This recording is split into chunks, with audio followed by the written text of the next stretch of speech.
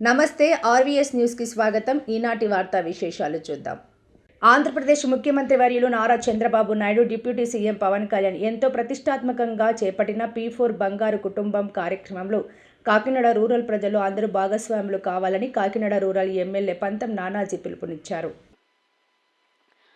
కాకినాడ బాలాజీ చెరువు సెంటర్లో గల కాకినాడ కాస్మోపాలిటన్ క్లబ్ సమావేశం మందిరంలో కూటమి నాయకులతో సమీక్ష సమావేశం ఏర్పాటు చేసిన కార్యక్రమానికి ముఖ్య అతిథులుగా కాకినాడ రూరల్ ఎమ్మెల్యే పంతం నానాజీ, తెలుగుదేశం పార్టీ సీనియర్ నాయకులు చిక్కాల రామచంద్రరావు పాల్గొన్నారు. Kakinada rural MPDO Satish P4 బంగారం కుటుంబంపై అవగాహన కల్పించారు. అనంతరం సమావేశంలో గ్రామ నాయకులు స్పందన తెలుసుకున్నారు. ఈ సందర్భంగా రూరల్ ఎమ్మెల్యే పంతం నానాజీ మాట్లాడుతూ ఆయా గ్రామాల్లో పేదరిక నిర్మూలన కోసం కూటమి నాయకులు అధికారులతో కలిసి ఆయా గ్రామాలు డివిజన్లో పర్యటించి బంగారు కుటుంబంపై ప్రజలకు అవగాహన కల్పించి అర్హత కలిగిన కుటుంబాలను స్థానిక నాయకులు, పారిశ్రామికవేత్తలు, ప్రముఖులు ఆయా కుటుంబాలు దత్తత తీసుకుని వారి కుటుంబ అభివృద్ధికి సహాయ సహకారాలు అందించాలని కూటమి నాయకులను, కార్యకర్తలను కోరారు. ఈ కార్యక్రమంలో కూటమి నాయకులు, కార్యకర్తలు, అధికారులు పాల్గొన్నారు. అందరికీ నమస్కారం. ఈరోజు గౌరవ ముఖ్యమంత్రి ఈ రాష్ట్రానికి చంద్రబాబు నాయుడు గారు ఒక మంచి ఆలోచనతో పవన్ కళ్యాణ్ గారు డిప్యూటీ ముఖ్యమంత్రి గారితో కలిసి ఇవాళ P4 అనేటువంటి కార్యక్రమం పబ్లిక్ ప్రైవేట్ పార్ట్నర్షిప్ తోటి చేసినటువంటి ఈ కార్యక్రమం, ఎందుకంటే అనేక సేవా కార్యక్రమాలు చేసినటువంటి ఘనత ఈ తెలుగుదేశం పార్టీకి, ఈ కూటమికి గతంలో. దయచేసి సైలెంట్గా ఉండండి. దాని గురించి అనేక చక్కటి కార్యక్రమాలు చేసినటువంటి పేరు ఈ కూటమికి ఎప్పుడైతే ఉంది, అలాగే చంద్రబాబు నాయుడు గారికి కూడా ఉన్నది. ఈవేళ డ్వాక్రా సృష్టికర్త, ఆవేళ నలుగురు ఆడవాళ్ళని పోగేసి డ్వాక్రా అని చెప్పి స్టార్ట్ చేసినటువంటి డ్వాక్రా సంఘాలు ఈవేళ లక్షల కోట్ల రూపాయలు టర్నోవర్ తోటి ఈవేళ వెళ్తున్నాయంటే అది విజయం కాదా అని నేను అడుగుతా ఉన్నాను. అటువంటి కార్యక్రమమే ఈ P4 కార్యక్రమం కూడా. ఈ P4 కార్యక్రమంలో బంగారు కుటుంబాలు తయారు చేద్దాం మన రాష్ట్రంలో అన్నటువంటి మంచి ఆలోచన పవన్ కళ్యాణ్ గారు, చంద్రబాబు నాయుడు గారు చేయడం జరిగింది. సరిచి ఆ ఆలోచన మేరకు ఈవేళ రాష్ట్రంలో ఇప్పటికి 5,76,000 కుటుంబాలు బంగారు కుటుంబాలకి బాట వేయడం జరిగింది. ఇవన్నీ కలిసి లైన్లోకి వచ్చి ప్రతి చోట డబ్బే ప్రాధాన్యతగా కాకుండా, డబ్బు కూడా భాగమే, కానీ డబ్బే ప్రాధాన్యత సేవ కూడా కలిసి ప్రతి ఒక్కరికి అనేక అంశాల మీద, రైలు మౌలిక సదుపాయాల్లో వచ్చే ప్రతి అంశం మీద, ఒక వైద్యంలో కానీ, ఒక విద్యలో కానీ, ప్రతి ఒక్క నీడ్స్ ప్రతి గవర్నమెంట్ ఆఫీస్లో వందలాది గవర్నమెంట్ ఆఫీసులు ఉంటాయి. వందలాది గవర్నమెంట్ ఆఫీసులో వందలాది పనులు 100 మందికి ఉంటాయి. అన్నిటికీ కూడా ఒక గైడెన్స్ కావాలా. సోదరుడు సురేష్ ఇప్పుడే చెప్పాడు, 19 సంవత్సరాలు ఒక కుటుంబం ఇవాళ ఒక అసిస్టెన్స్ లేక, దాన్ని గైడ్ చేయలేక 19 సంవత్సరాలు ఆ కుటుంబానికి, ఒక ఫిషరీస్ కుటుంబం, ఒక పల్లెకారుడు వేటకెళ్ళి మృతి చెందితే అది కన్ఫర్మేషన్ చేసుకోకుండా డెత్ సర్టిఫికెట్ ఎవరు? ఎందుకంటే వాళ్ళు ఏ తీరాన్ని తేల్తారో తెలీదు. మన తిరిగి బతికొస్తే ఈ డెత్ సర్టిఫికెట్ ఇచ్చిన ఉద్యోగస్తులకి ఉద్యోగానికి ముప్పు వచ్చే ప్రమాదం ఉంది కాబట్టి దాన్ని లేటుగా చేస్తారు. అది ఈ విషయంలో సరైన అసిస్టెన్స్ లేక 18 సంవత్సరాల పాటు 6-7 సంవత్సరాల తర్వాత ఇవ్వాల్సిన సర్టిఫికెట్ని 18 సంవత్సరాలు ఇవ్వలేని పరిస్థితి ఏంటంటే ఆ కాగితం ఎవరు చూసేవాళ్ళు, చేసేవాళ్ళు, ఫాలోఅప్ చేసేవాళ్ళు లేక జరిగింది. ఇటువంటి అన్నీ జరగకూడదన్నటువంటి ఉద్దేశంతో ఈవేళ ఆ చంద్రబాబు నాయుడు గారు, పవన్ కళ్యాణ్ గారు ఒక మంచి ఆలోచన చేసి ఇవాళ పెట్టడం జరిగింది. మనం వెనకబడి ఉన్నాం, ఎందుకంటే మనం ఫస్ట్ ఫేజ్లో లేము, మనం సెకండ్ ఫేజ్లో ఉన్నాం.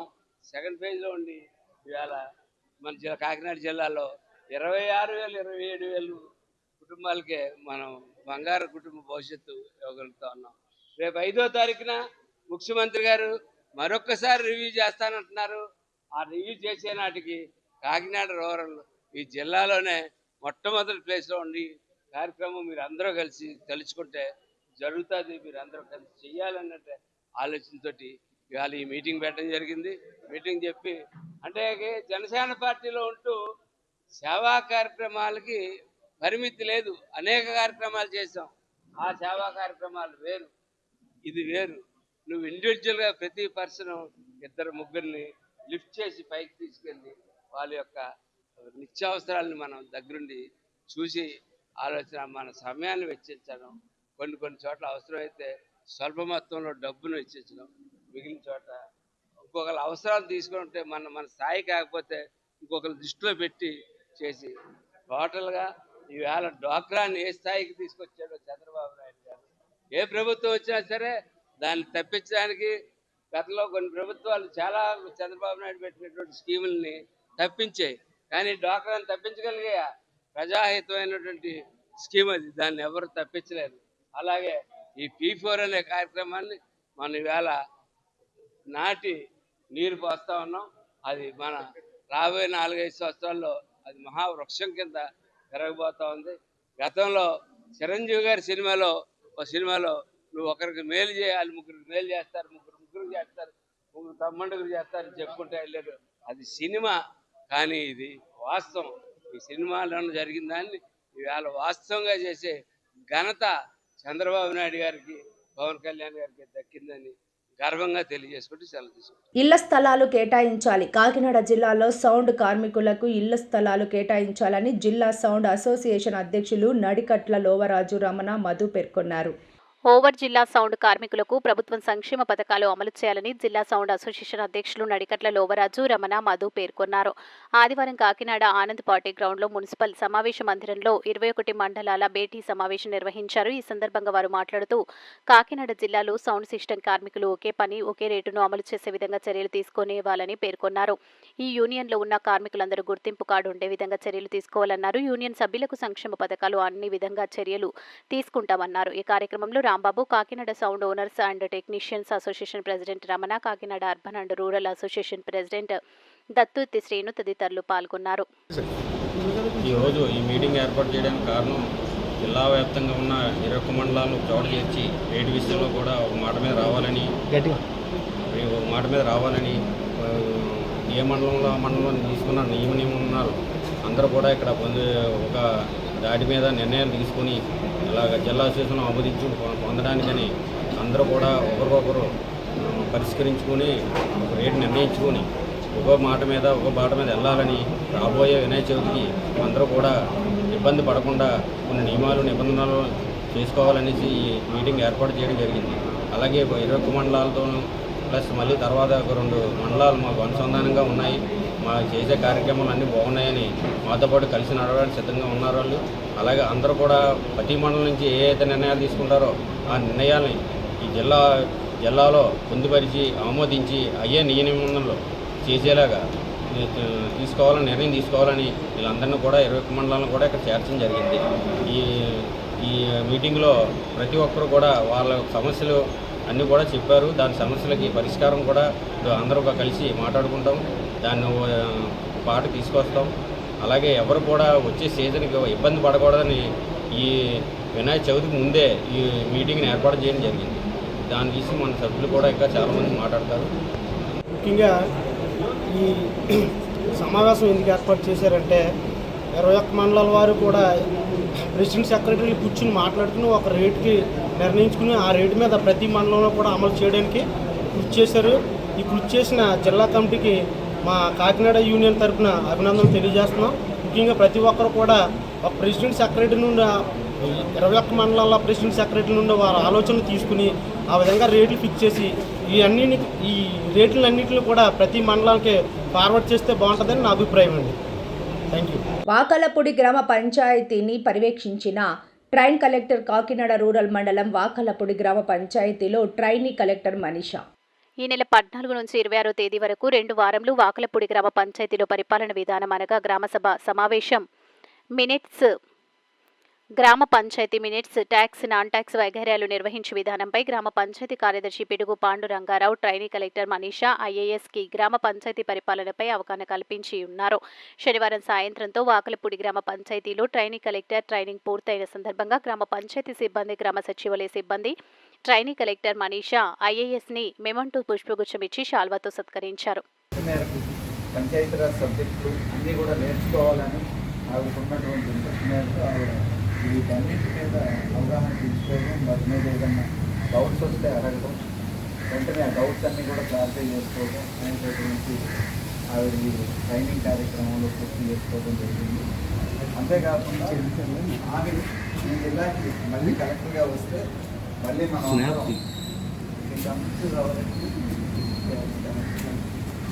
మన అందరం కూడా మళ్ళీ మేడంకి గుర్తుండే విధంగా మనం అందరం ఒక ఆవిడకి సన్మానం చేసుకొని మేడంని ఇక్కడ నుంచి సాగంగా మనం ఈరోజు ఇక్కడ కూర్చోవడంలో ప్రధాన ఉద్దేశంగా తెలియజేసుకుంటూ మేడం ఈ సందర్భంగా మాట్లాడుతున్నాం.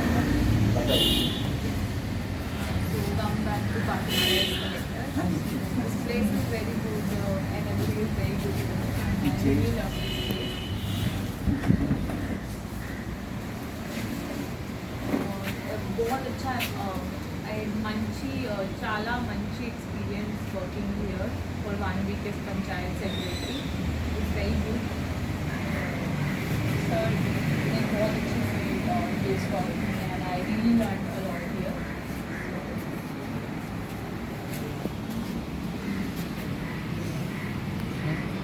భవన నిర్మాణ కార్మికుల సంక్షేమ బోర్డును పునఃప్రారంభించాలి. ఆంధ్రప్రదేశ్ భవన నిర్మాణ కార్మికుల సంఘం ఏఐటీయూసీ రాష్ట్ర వ్యాప్త పిలుపులో భాగంగా సోమవారం ఉదయం 11 గంటలకు బి కొత్తకోట మండలం తహసీల్దార్ కార్యాలయం వద్ద నిరసన కార్యక్రమం నిర్వహించడం జరిగింది.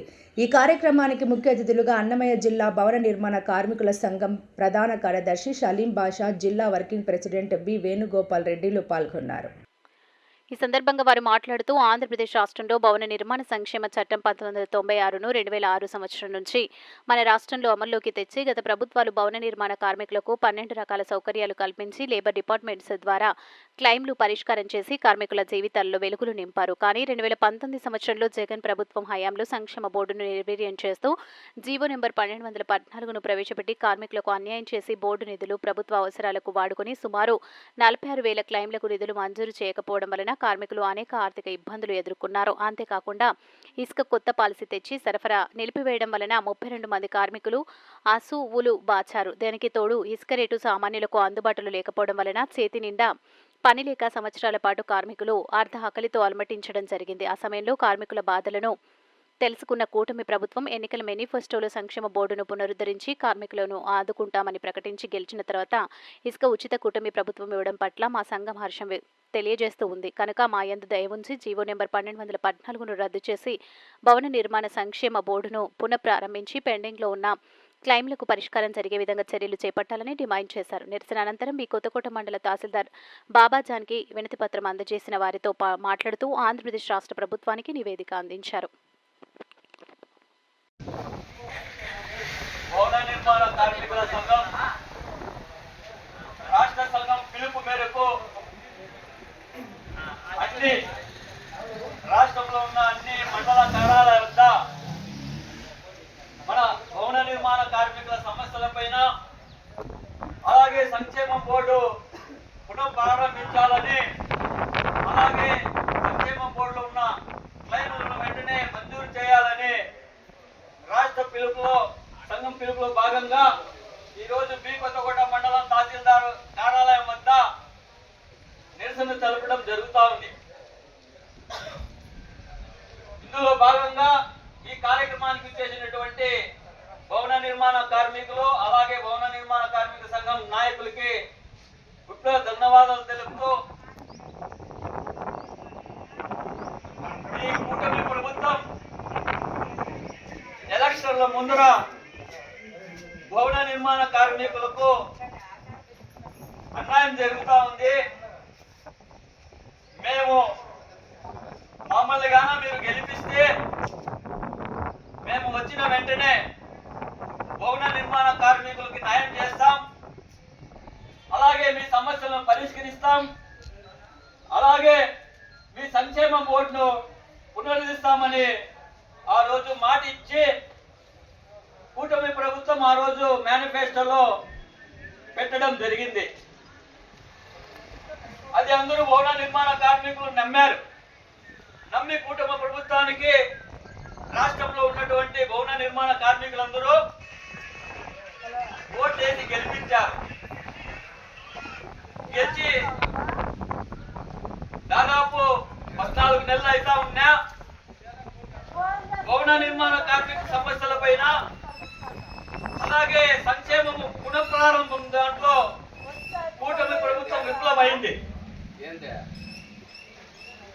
ఈ మీరు ఇచ్చిన వాగ్దానాన్ని నెరవేర్చాలని ఈరోజు రాష్ట్ర వ్యాప్తంగా నకిలీ డాక్యుమెంట్లను రద్దు చేయవలసిందిగా కలెక్టర్కు వినతి. నకిలీ ఫోర్జరీ ధ్రువపత్రాలతో రిజిస్ట్రేషన్ చేసిన ముద్దాయిలపై చర్యలు తీసుకోవాలని, డాక్యుమెంట్లు రద్దు చేయాలని గైకలపాడుకు చెందిన బాలిక వేణుబాబు కలెక్టర్కు ఫిర్యాదు చేశారు. డోర్ నెంబర్ 368 పాత గైకలుడుపాడు, కాకినాడ రూరల్ మండలం, కాకినాడ జిల్లా వాస్తవ్యుడు రాసుకును విన్నపములు గత పాత గైకలుపాడు శ్రీ విష్ణు ఆలయానికి దాతలు తూరంగి గ్రామంలో ఎల్పీ నెంబర్ 587 ఖాతా నెంబర్ 2000801 ప్రకారం సర్వే నెంబర్లు 180/13, 186/1లో 30 సెంట్ల భూమి ఇచ్చారు. దీనిలో 180/13 సర్వే నెంబర్లో ఉన్న 25 సెంట్ల భూమిని కాజేసే క్రమంలో తప్పుడు ధ్రువపత్రాలతో రియల్ ఎస్టేట్ వ్యాపారి నడింపల్లి కిరణ్ కుమార్ వర్మ, అతని భార్య నడింపల్లి సునీతలు తప్పుడు రిజిస్ట్రేషన్ డాక్యుమెంట్లు సృష్టించారని, వెంటనే అధికారులతో పర్యవేక్షించి నిజాలు నిర్ధారించి న్యాయం చేయాలని అన్నారు. నమస్తే అండి, నా పేరు పాలిక వేణుబాబు. నేను గైగులపాడు విష్ణాలయం కమిటీ ప్రధాన కార్యదర్శిని. మా విష్ణాలయానికి గతంలో కొంతమంది దాతలు తోరంగి సర్వే నెంబరు 180/13, 186/1లో 30 సెంట్ల భూమి దానంగా ఇవ్వడం జరిగింది. ఈ భూమిని కాజేసే క్రమంలో కొంతమంది వ్యక్తులు నడింపల్లి కిరణ్ కుమార్ వర్మ, అతని భార్య నడింపల్లి సునీతలు ఫోర్జరీ డాక్యుమెంట్స్ క్రియేట్ చేసేసి 4 తప్పుడు ధ్రువపత్రాలు సృష్టించి ఆ భూమిని కాజేయడానికి ప్రయత్నం చేశారు. దీని మీద అప్పట్లో గ్రీవెన్స్లో ఎస్పీ గారికి ఫిర్యాదు చేస్తే దీని మీద ఎఫ్ఐఆర్ కూడా ఫైల్ చేయడం జరిగింది ఇంద్రపాలెం పోలీస్ స్టేషన్లో. ఫైల్ చేసి సంవత్సరం అవుతున్నా సరే ఇంతవరకు దాని మీద ఛార్జ్షీట్ ఫైల్ చేయలేదు. ఈ తప్పుడు ధ్రువపత్రం ఏదైతే ఎంఆర్ఓ స్టాంపు తర్వాత విఆర్ఓ సంతకం ఫైల్ చేసేసి ఒక పొజిషన్ సర్టిఫికేట్ తీసుకుని కాకినాడలో ఉన్న భూమిని కోరుకొండలో రిజిస్ట్రేషన్ చేశారు, కోరుకొండ రిజిస్టర్ ఆఫీస్లో.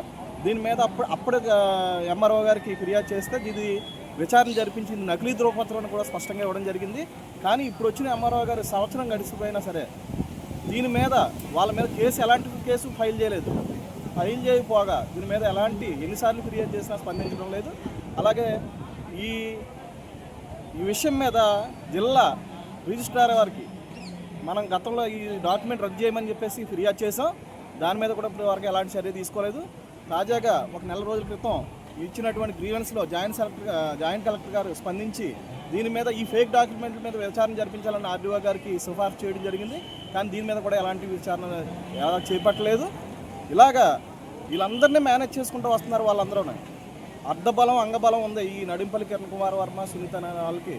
కాబట్టి వీళ్ళ మీద ఉన్నటువంటి కేసు బయటకు రాకుండా లేదంటే వీళ్ళ మీద ఎలాంటి చర్యలు తీసుకోకుండా చాలా మేనేజ్ చేయడం జరుగుతుందని మాకు అనుమానంగా ఉంది. దీని మీద తక్షణమే కలెక్టర్ గారు స్పందించి దీని మీద విచారణ జరిపించి మాకు న్యాయం చేయాలని, వాళ్ళని కఠినంగా శిక్షించాలని, అలాగే ఆ డాక్యుమెంట్ రద్దు చేయాలని కోరి మరి ప్రార్థిస్తున్నాం. ఎన్నిసార్లు ఇచ్చినా 2 సంవత్సరాలకి ఎన్నిసార్లు ఇచ్చినా ఎవరు పట్టించుకోవట్లేదు. కాబట్టి ఈ విషయాన్ని ఇప్పుడు ముఖ్యమంత్రి గారి దృష్టికి, అలాగే డిప్యూటీ కలెక్టర్ గారి దృష్టికి, డిప్యూటీ సీఎం గారు మన పవన్ కళ్యాణ్ గారి దృష్టికి, అలాగే హోంశాఖ మంత్రి అనిత్ గారి దృష్టికి తీసుకెళ్తున్నాం. ఇప్పటికైనా స్పందించాలని చెప్పేసి కోరుతున్నాం. జిల్లా యానిమేటర్స్ అడహక్ కమిటీ అధ్యక్షురాలిగా పద్మ, కార్యదర్శిగా రాములమ్మ. రాజకీయ పార్టీ ముద్ర మీ మీద ఉండకూడదు. TNT ప్రభుత్వ రంగంలో పనిచేస్తున్న మీరు ప్రభుత్వానికి, ప్రజలకు మధ్య వారధిగా పనిచేస్తున్నారు.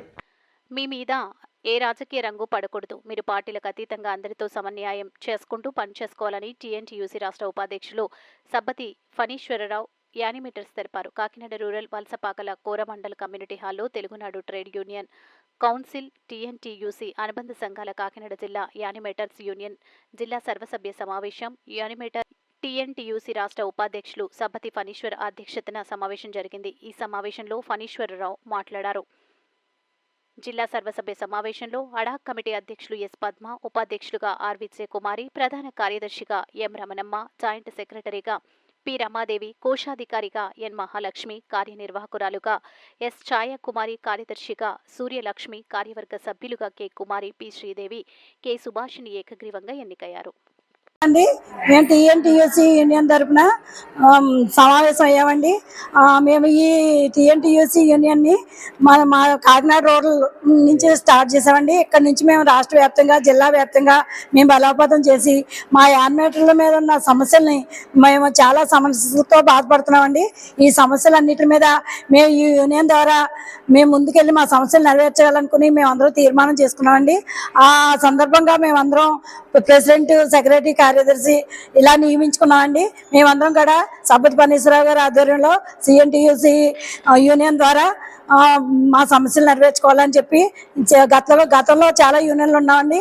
మా సమస్యలు తీరక ఒక 10 మంది చాలా బాధపడ్డారండి. కానీ ఇప్పుడు మా ఫణీశ్వర్ సార్ వచ్చి అందరి సమస్యల మీద పోరాడి మాకు న్యాయం చేశారండి.